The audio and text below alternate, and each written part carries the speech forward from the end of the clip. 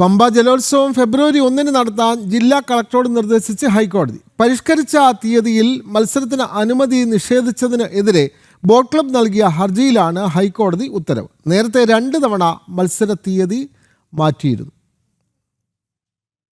ഓണത്തിനോടനുബന്ധിച്ച് നടത്തേണ്ടിയിരുന്ന പമ്പ ജലോത്സവം കഴിഞ്ഞ 2 തവണയും പലവിധ കാരണങ്ങളാൽ മാറ്റിവെച്ചിരുന്നു. പിന്നീട് ഫെബ്രുവരി 1 മത്സരം നടത്താൻ അനുമതി തേടി നീരേറ്റുപുറം ബോട്ട് റേസ് ക്ലബ്ബ് കലക്ടറെ സമീപിച്ചെങ്കിലും അനുമതി ലഭിച്ചില്ല. തുടർന്നാണ് ബോട്ട് ക്ലബ്ബ് ഹൈക്കോടതിയെ സമീപിച്ചത്. 2025 സെപ്റ്റംബർ 19 നടക്കേണ്ട ജലോത്സവം ചാമ്പ്യൻസ് ബോട്ട് ലീഗ് മത്സരത്താൽ തീയതി മാറ്റി നിശ്ചയിച്ചു. ഡിസംബർ 28 മത്സരം നടത്താൻ തീരുമാനിച്ചെങ്കിലും CBLുമായുള്ള കരാർ കാരണം ജലോത്സവം സംഘടിപ്പിക്കാനാകില്ലെന്ന് ക്ലബ്ബുകാർ നിലപാടെടുത്തു.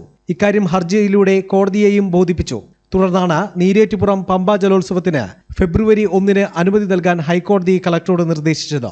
ജനം, കൊച്ചി.